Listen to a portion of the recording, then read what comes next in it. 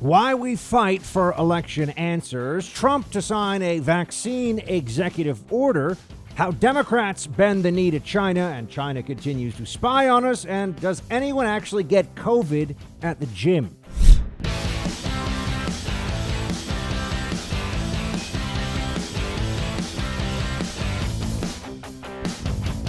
Welcome, friends, to the Buck Sexton Show. I know that they're trying to just run out the clock at this point.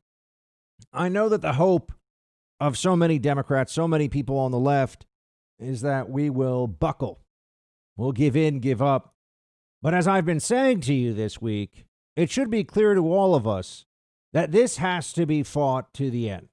We have to continue to push because we need to know that what we're seeing with these results, that the end status of all this is the best that we could possibly do under the circumstances. Now, what do I mean by that?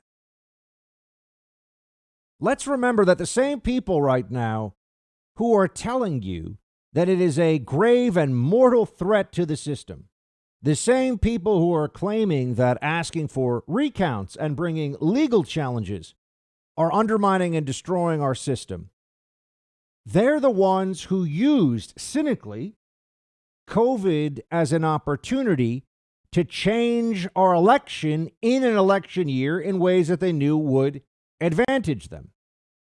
Democrats understood that election fraud is traditionally their thing. It's an area where they excel.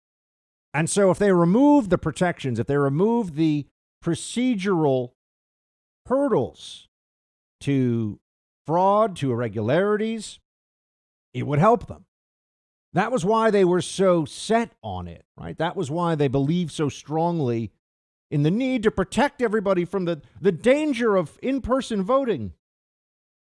There was no danger of in-person voting. There was an election in Wisconsin at the height of the pandemic in the spring, and they couldn't trace any major spread to it whatsoever. And keep in mind, we just had this election where there was so much mail-in voting, and now we see the virus is rampaging across the country, huge numbers of people getting infected. We're really to believe that it was that one day, it was election day where everything had to change. But you can't do violence to the rule of law. You can't undermine the rule of law itself while claiming to be a protector of it. And that's exactly what Democrats are doing. They decide that this is not a year where the rules really apply, and then they turn around and say, obey the rules. This is why the challenge in Pennsylvania is so important. There is no constitutional basis or authority for what was done in Pennsylvania. That much is clear. What's not clear is whether the judicial branch will have enough people who still believe in the rule of law and the Constitution who are involved in reviewing that decision to say, sorry, there are procedures. It's not like if they were unable to certify the Pennsylvania vote as it currently stands, the country would be thrown into chaos and we can't know who the president is. No, there is a process that kicks in. The founders thought all of this through. There will be a president. We don't have to worry about that. What we do have to worry about is that we're just sitting around and watching a steal happen before our eyes without even really knowing if we took it all the way and if we're able to at least force them to look you in the eyes and say, okay, yeah, so we broke some laws, so we negated the Constitution in Pennsylvania and changed the way that vote counts were done in who knows how many other places across the country, all because of COVID. We did all that, and tough. We managed the steal. I at least want to have the full facts. I at least want us to know as much as we possibly can about what they did, how they accomplished it. It's about this election and it's about the next election, which may well involve someone that I know you all support for president running again. Right? I mean, if Joe Biden can run for president pretty much continuously since the day I was born, then I think it's fair to say that Joe Biden proves that you don't have to win every competition to still end up being the president, maybe again. But all these things that we're seeing happening right now, the big tech censorship, the efforts by the media to just shut down all discussion about this election, the fix has been in. The fix has been in. Is it even really possible to say that this is an entirely free and fair election at this point? You might be able to say that you were able to freely vote for who you want, and maybe they didn't change vote tallies or anything like that. Fine. But fair? They changed the rules of the game while the game was happening in ways that they knew would help one side, and they went around the established processes for that. And these are people who have, the left and the Democrats, abused process at every stage of the game. They abused the process of the Department of Justice and of our law enforcement agencies to mount what is still the most grotesque political scandal of my lifetime, the usage of FISA and FBI informants to target a president and a presidential campaign as though they were spies, agents of a foreign power, working for an adversary, which no intelligent person could have really believed. But what we found out is that we have both liars and idiots at the top level of the Obama era FBI, DOJ, intelligence community, the CIA. And then they did an impeachment, the most laughably inept, absurd impeachment in my lifetime. They tried to impeach a president over a phone call where no law was broken and no action was taken, but Nancy Pelosi went with it anyway. And remember all those long speeches they gave on the floor of Congress? Oh, we need to get rid of this president. It's about the Constitution. You know, they all started crying like Cory Booker, you know, whenever he speaks about the Constitution. It's about the Constitution. You have to get rid of this president because the Constitution. No, that's not true. That's not what is happening. It wasn't a real review, a real recitation of the facts in that instance. But now here we are. We're being told, oh, it's all a sacred process, you see. When it advantages them, when they think it's on their side, it's obey the rules. When the rules are in their way, they change them. And they look at us and say, what are you going to do about it? So that's really the question we're answering right now. It definitely seems to all of us that this election was not on the up and up, that there were irregularities. That is already proven. And there's certainly a ton of evidence, because that's what a sworn affidavit is, of fraud and fraudulent behaviors. They certainly opened the doors as wide as they possibly could to fraud. And now we're trying to find out what really happened, and they don't want that to occur. They're already saying, you must call him President-elect Biden. Well, no, they actually got ahead of the process with that. The Electoral College has not, man. We don't have to call him. I don't care what CNN says. We don't have to call him President-elect Biden. Once the Electoral College meets, once those votes are cast, once the Congress certifies, yeah, then we've got a president-elect, and he's getting sworn in. That's how it happens. It's not because they say so. But when you add all of this together, the change in the rules, the social media suppression, the lies Nancy Pelosi and others told about Trump defunding the post office, the way that they created this unbelievable excess panic around the Trump administration's response to COVID-19, the shutting down of schools, Pelosi preventing aid from getting to people during this period who need and deserve it, because immiserating the American people advantaged the Democrats in this election cycle. Those are the people. That's the party that's going to lecture us now on norms and protecting our sacred democracy?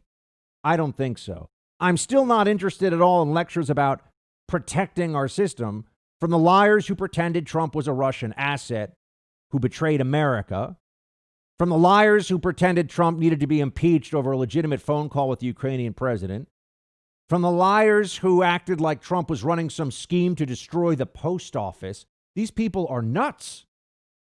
There is and unfortunately, a sly, a conniving lunacy to all of this, where they will say and do anything to achieve power. And I cannot mislead you. They may be successful in this election process. But when you look at what's really happened here, when you see and add it all together, it's a reminder that even if we lose this fight, we continue in this fight until we can't anymore. That is our mission from now until we find out if it is 4 more years or President-elect Biden. The day is not yet here, and we will continue to follow this at every step.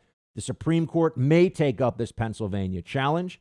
All it takes is one lawsuit in one of these states to finally break through the wall of this absurd election, and everything else feels like it will start to fall into place after that.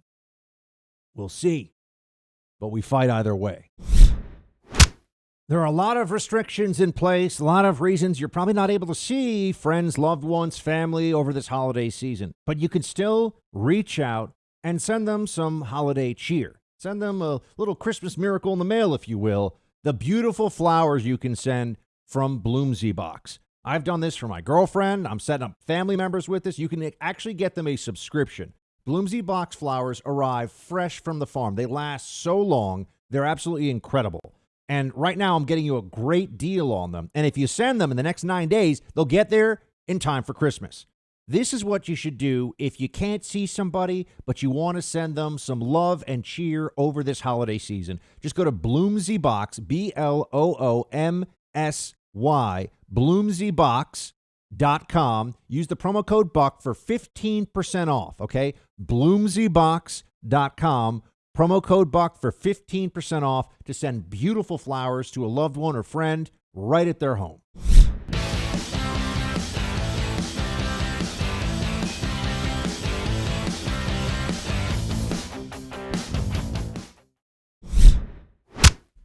This Georgia Secretary of State, Raffensperger, this is when you see that at the state level, you get in politics, including plenty of Republicans, you just get clowns. You get people that are, you wonder, how do they get this job? Here he is making sure that we know, or we're supposed to know, that there's nothing to see here. Stop asking questions about Georgia. And for anybody who's watching what's happening, it can't really increase your confidence level in this upcoming runoff election. Here's Raffensperger, play 4. It's been a long 34 days since the election on November 3rd. We have now counted legally cast ballots 3 times, and the results remain unchanged. As Secretary of State, I have worked to secure the vote for all Georgians. On day 1, we outlawed ballot harvesting. We strengthened signature match through the GBI training and moved towards an audible paper ballot system. I am the first Secretary of State to implement a driver's license requirement for online absentee ballot applications, which strengthened the security of our absentee ballot process.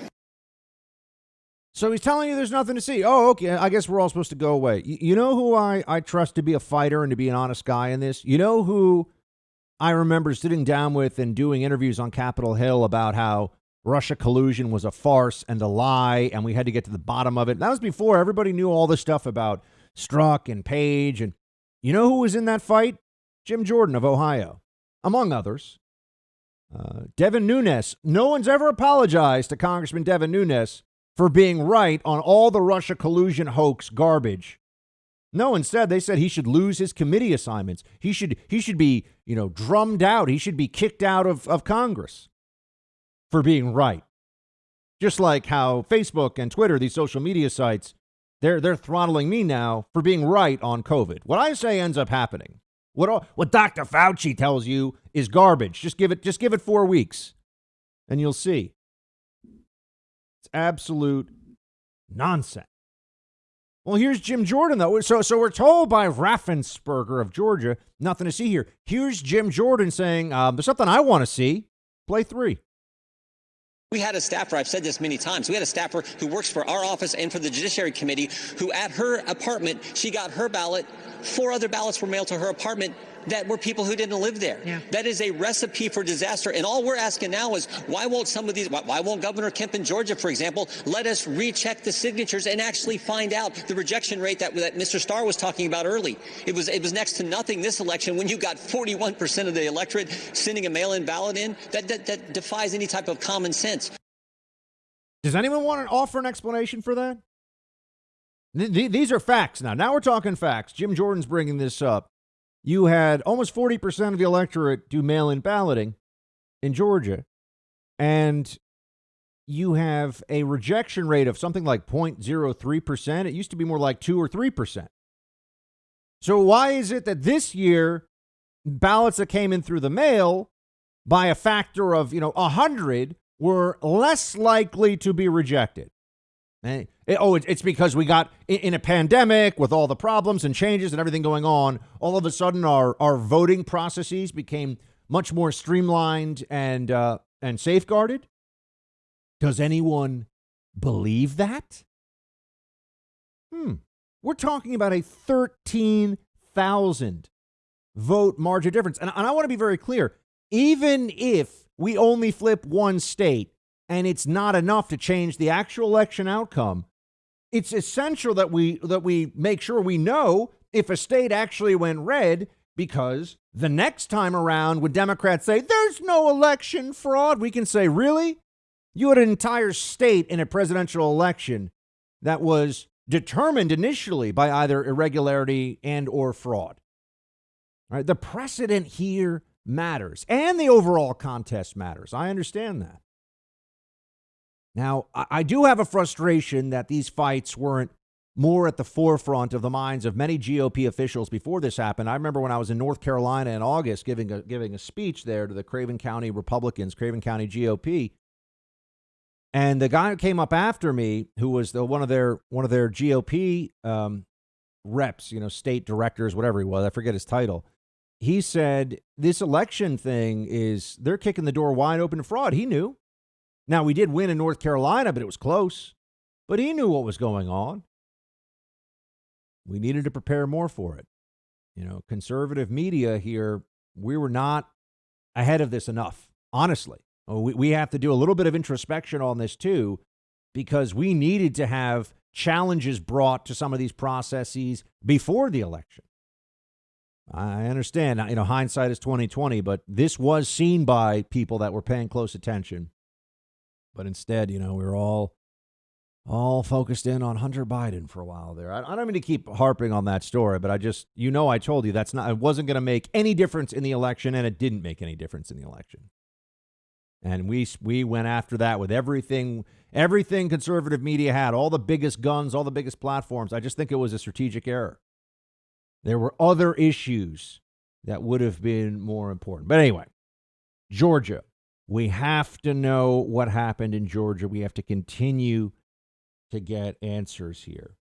And it does not make me feel any better when we have incompetent state officials saying, just forget it, leave it alone.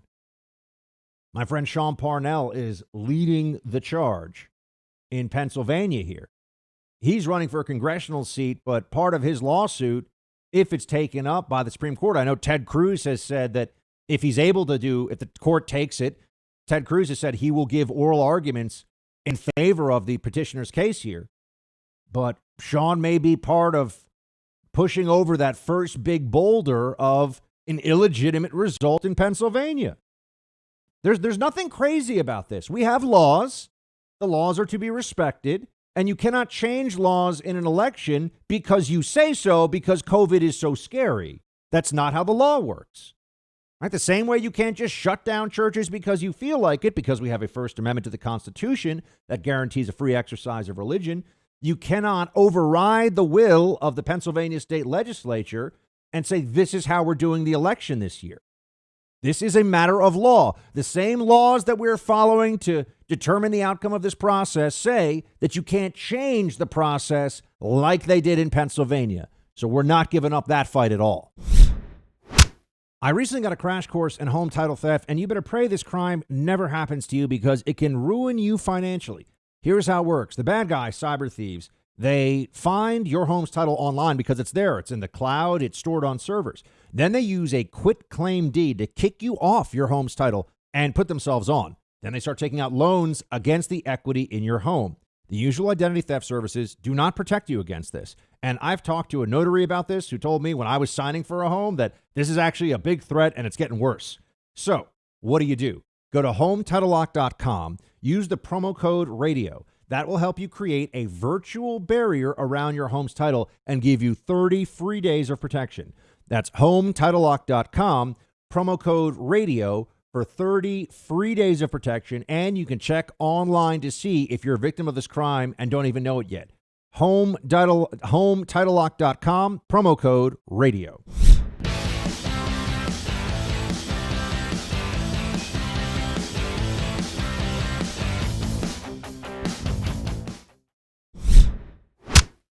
It has been months since there's been real federal aid to people who are economically devastated because of policies at the state and, in some cases, the federal level that have made it impossible for them to operate their businesses, have destroyed their financial prospects. And we haven't had any aid in months, and we all know why. But you're going to see a massive gaslighting now. You're going to see people who will tell you, oh, don't pay any attention to what you know. Listen to us now. Here's what we know. Democrats refused to allow that money, to allow that aid to get out to the American people because the Republicans were not conceding to a Democrat wish list. That is what happened. That is the reality of what occurred and is continuing to occur. Nancy Pelosi, let them eat cake, Nancy, Chardonnay socialist. But I care so much about the children and the poor people. That Nancy Pelosi, while she's in her literal mansion, I mean an actual mansion in San Francisco, and her $20,000 dual Viking freezers, eating her $14 a pint Jenny's ice cream. That Nancy Pelosi, who is using her authority as the most powerful Democrat in elected office still in the country to block you, if you have been affected by COVID economically, to block you from getting money the government owes you. This is not, and I think this is ever needs to be very clear on this. Anyone who's getting COVID relief funds through the PPP program, for example, anyone who's getting paid because they're out of a job because of COVID, this isn't standing outside with your hat in your hand saying, hey, can anyone help me out? I've hit a rough patch.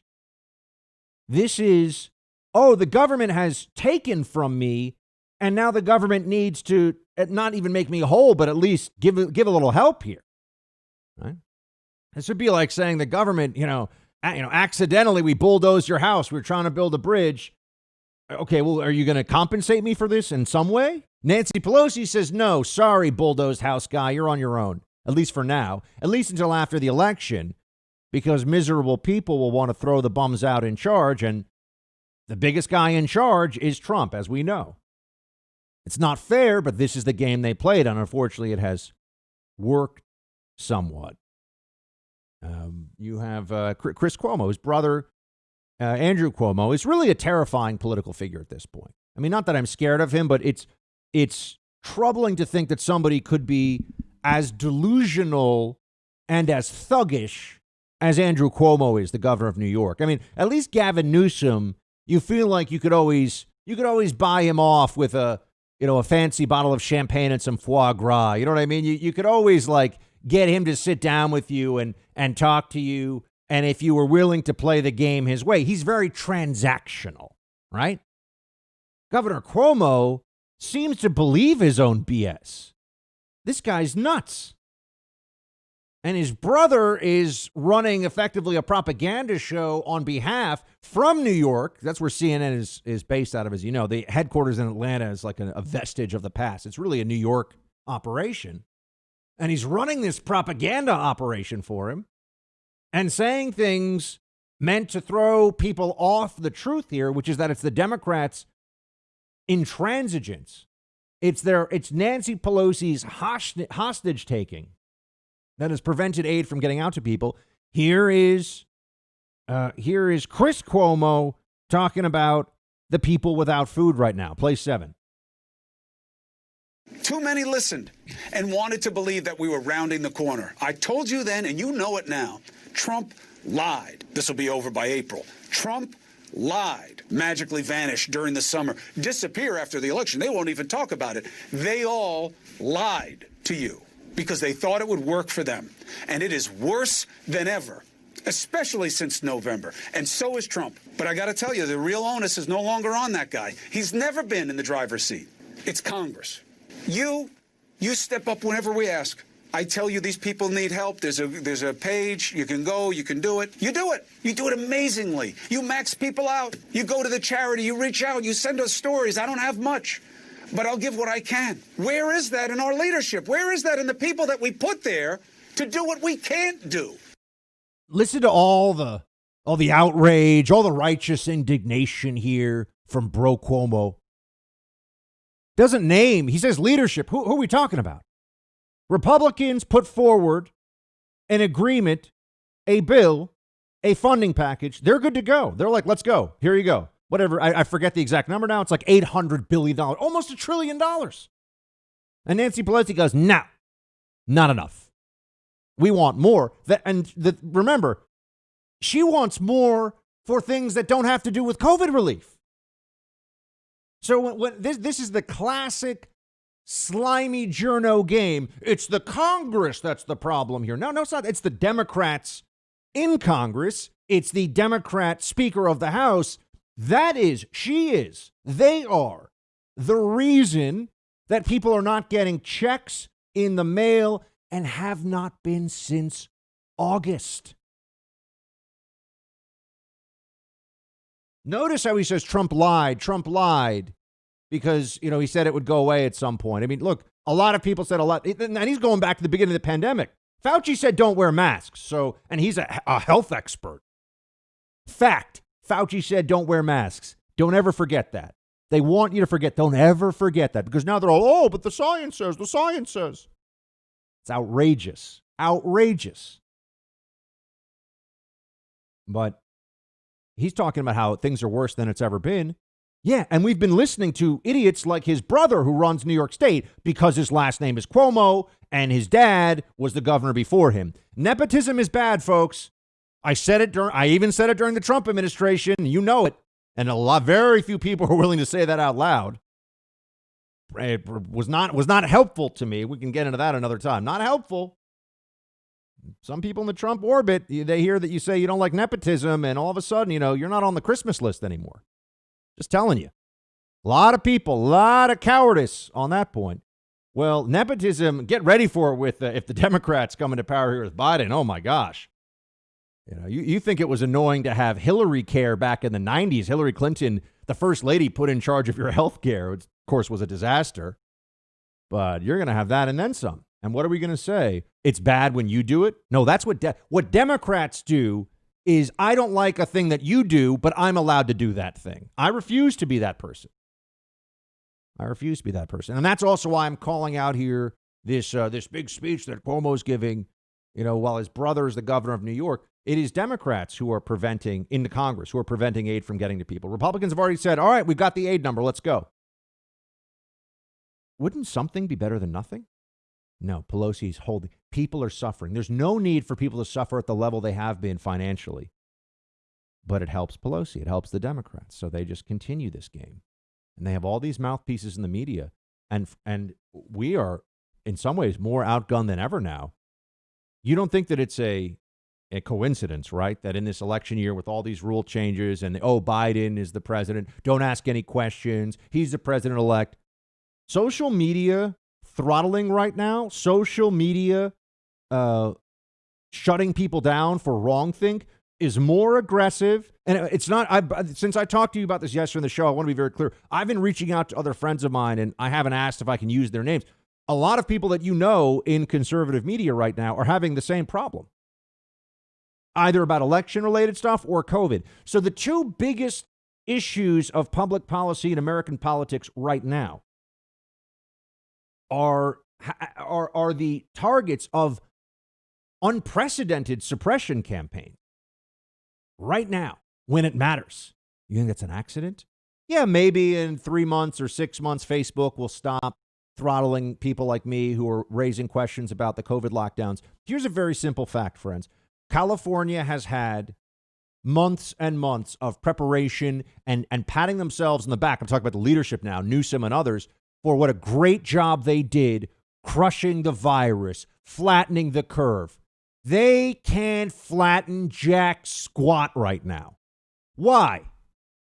The people who are saying it is because we're not doing what we're told are imbeciles who cannot observe what is going on around them. That is a lie. There is no change. I'm here. The only day, I'm going to be very clear, the only day where I saw people all of a sudden forget about distancing, forget about masks, was Biden declaration of victory Saturday. That's when you had everybody dancing in the streets. Yay, Biden, everything's going to be better now. What's going to be better? We're going to sell out to China. We're going to bend the knee to the Chinese Communist Party. What exactly is going to be better when Joe Biden is in charge?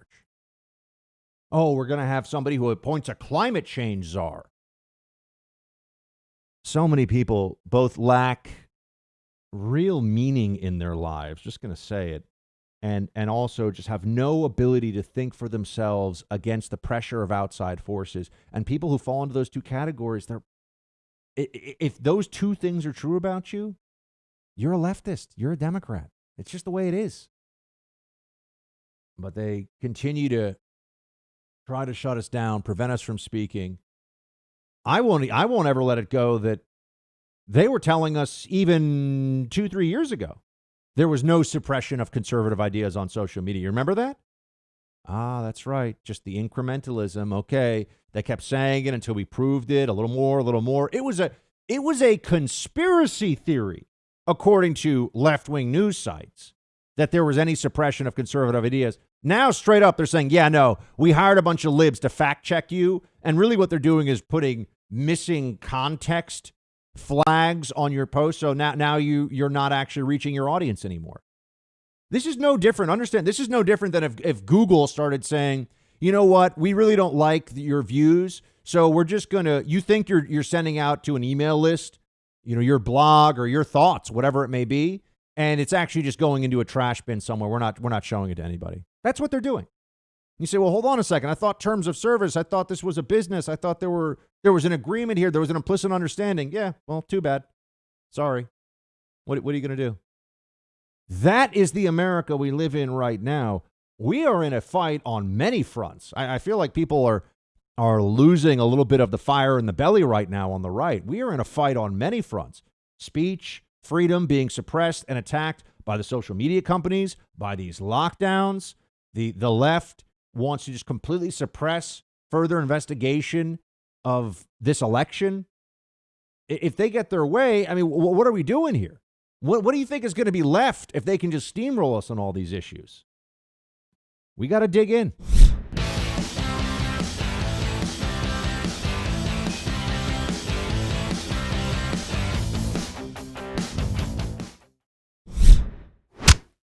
I was talking to you about all the different fights that we have underway right now. There's one that I think you need to be prepared for as well. And this is not as high a priority as the others, but it factors into all of them. It's a part of all the other ones. And that is the complete rewriting of Russia collusion by the people who did it, by the media who were entirely wrong on it. It'll take time. It'll be a process. But they were all a bunch of liars, and they destroyed objective journalism as a concept. It's a lie. It's a joke. Doesn't exist in this country. There is no industry. There can be people who are objective journalists. There is no industry of objective journalism. It does not exist. And I'm not even really sure that truly objective journalism exists, but there are good faith journalists. They do exist. But good faith journalism is a joke. There is no such thing. But the old aphorism.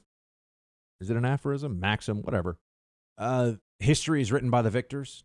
You'll hear people say this. History is written by the victors. They are going to, if we have this Biden administration coming into power, they're going to do everything that they can to completely whitewash and rewrite the history of this Russia collusion. I mean, the election, of course, for sure. It's all going to be crazy. Yeah, so there were 5,000 votes mistabulated in Michigan by a software glitch. And yeah, they wouldn't let us do the signature match. And yeah, they changed the election process in Pennsylvania in violation of the Constitution, all these things. But with all that, there will at least be, I think, some record of what really happened. But with Russia collusion, it's going to be Soviet style whitewashing of history. They're going to completely change the whole thing. They're going to say, oh, we just never really got to the bottom of it. That's how they'll open the case back up when they feel like they're in a position, they've got the megaphone, and we won't have the ability to have the DOJ step in and speak truth to people. The DOJ will be full at the top level and throughout. To be honest, a lot of lib lawyers who lie. That was a fun alliteration. A lot of lib lawyers who lie in the Department of Justice, regardless of the administration. But we won't have anybody who will step in and say, no, this new narrative about Russia collusion is nonsense. I can't believe we're bringing this back up. They will resurrect it and pretend like they were right all along. That's what I'm warning you about. I know right now that seems like, come on, Buck. No way. Yes. You will start to, it'll be slow. And at first they'll come up against some resistance, but they will resurrect it. They will bring it back. And they will say, we were right all along with Russia collusion. We just haven't proven it yet. Now, remember, these are the same people who tell you that any questions about an election that was in an unprecedented pandemic with an incredible amount of changes and forced irregularities in the system, if you ask anything about that, you're a conspiracy theorist. But if you decide that years after the